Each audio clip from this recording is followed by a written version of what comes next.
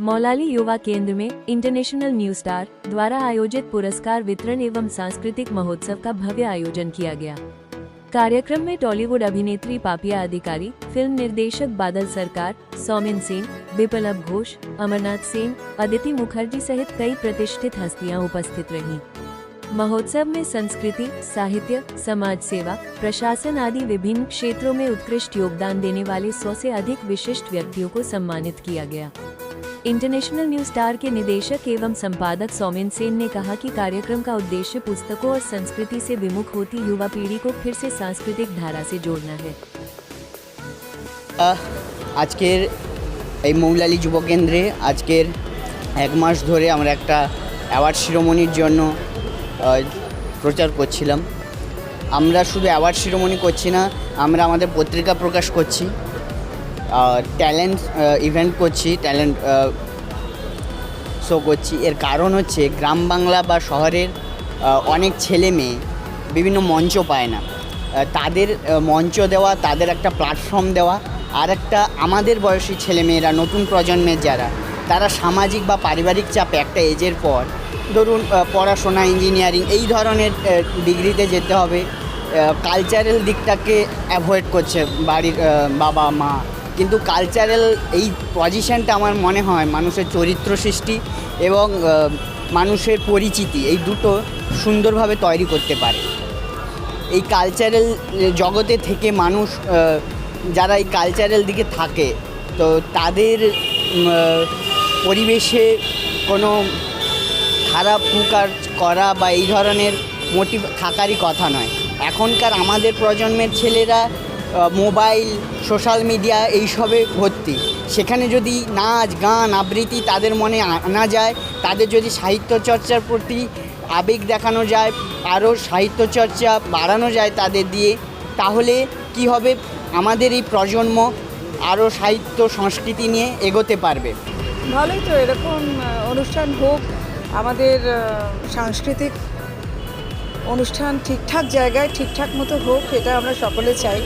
কারণ সংস্কৃতি নিয়ে যেরকম আজকাল কি বলবো, মানে যে অদ্ভুত অদ্ভুত ব্যাপার হচ্ছে, আমি চ্যাংড়াও বলতে চাই না এখন, তার থেকে বেরিয়ে এসে যদি আমরা সুস্থ সংস্কৃতির সন্ধান পাই বা স্বাদ পাই, সেটা ভালো না যেগুলো চলছে সেগুলো ভালো?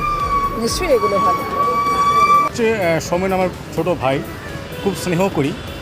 আমি একজন পরিচালক, আমার নাম রাজু মালিক।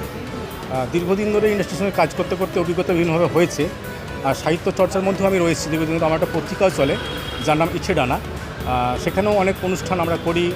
কিন্তু আজকে অনুষ্ঠান এসে খুব ভালো লাগছে এই কারণেই, যেটা ছোট্ট ছেলে এইভাবে একটা বড় অ্যারেঞ্জমেন্ট করে ফেলেছে এবং সেটাকে হয়তো ভুল ত্রুটি হচ্ছে কাজ করতে এসে, সেটা হতেই পারে। কারণ যারা কাজ করে তাদেরই ভুল হয়, কাজ যারা করে না তাদের ভুল হয় না। কারণ এটা হয়তো আমাদেরকে শিখতে হবে আগামী দিন যে আরও কীভাবে ভালো কাজ করা যায়। তবে আজকের একসঙ্গে অনেকগুলো প্রোগ্রাম সময় অ্যারেঞ্জ করেছে ইন্টারন্যাশনাল ফিল্ম স্টারে, এই নিউ স্টারের পক্ষ থেকে যে অনুষ্ঠান, তার সঙ্গে নবনক্ষত্র পত্রিকার উন্মোচন এবং তাদের অ্যাওয়ার্ড সেরিমনি, সন্ধ্যেবেলায় ফিল্ম ফেস্টিভ্যাল, তার সঙ্গে বড় বড় গেস্ট যারা আছেন, পাপিয়াদি থেকে শুরু করে বিপ্লব ঘোষ থেকে শুরু করে আরও যারা সব স্বনামধন্য ব্যক্তিরা আছেন।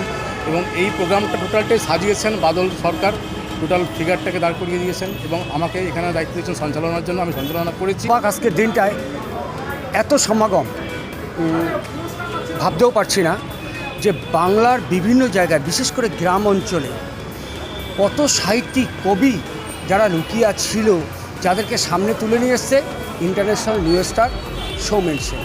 এটা সত্যি মানে অবাক ব্যাপার। তো আমি এই জগতে ছিলাম না, আমি অনেক গান লিখেছি, 40টা থেকে 45টা গান লিখেছি বাংলা তথা আমাদের বোম্বের বিভিন্ন শিল্পী আমার গান গেয়েছে, ঠিক কথা। আমার অনেক ফিল্ম অ্যাওয়ার্ড নিয়েছে, আমি ফিল্ম করেছি, আমি ডিরেকশান দিই। তাই চলে আসুক গ্রামের ছেলেমেয়েরা, তারা তাদের পারফরমেন্স দেখা। শিল্পী সুমন মুখার্জি আজকে ইন্টারন্যাশনাল নিউ স্টারের এই সুন্দর ব্যবস্থাপনায় আমি আজকে মনোনীত হয়েছি ইউথ আইকন অ্যাওয়ার্ডের জন্য। আমি সায়ন মিশ্র এবং সত্যি 2025 সালটা আমার জীবনে এক মোড় ঘোরানো পথ। বিশেষ করে ইন্টারন্যাশনাল নিউ স্টার পাবলিকেশনের পক্ষ থেকে আমাকে এখানে youth icon of the year 2025 জন্য সিলেক্ট করা হয়েছে। এই জন্য আমি খুবই নিজেকে একটা মানে অন্য পর্যায়ে, অন্য স্তরে, এটা কিন্তু ভাষায় প্রকাশ করার মতো নয়। বর্মন জাতীয় খেলোয়াড়, বর্তমানে কলকাতা পুলিশে কর্মরত এবং কবি সাহিত্যিক।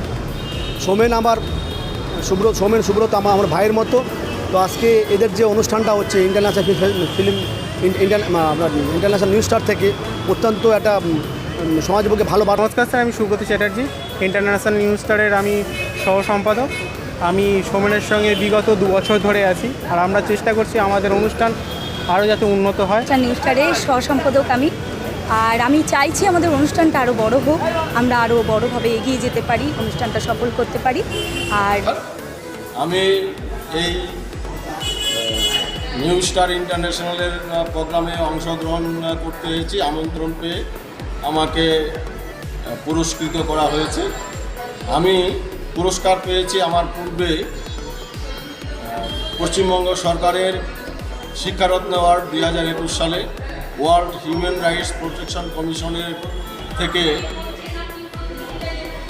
ওই গভর্নমেন্টের যে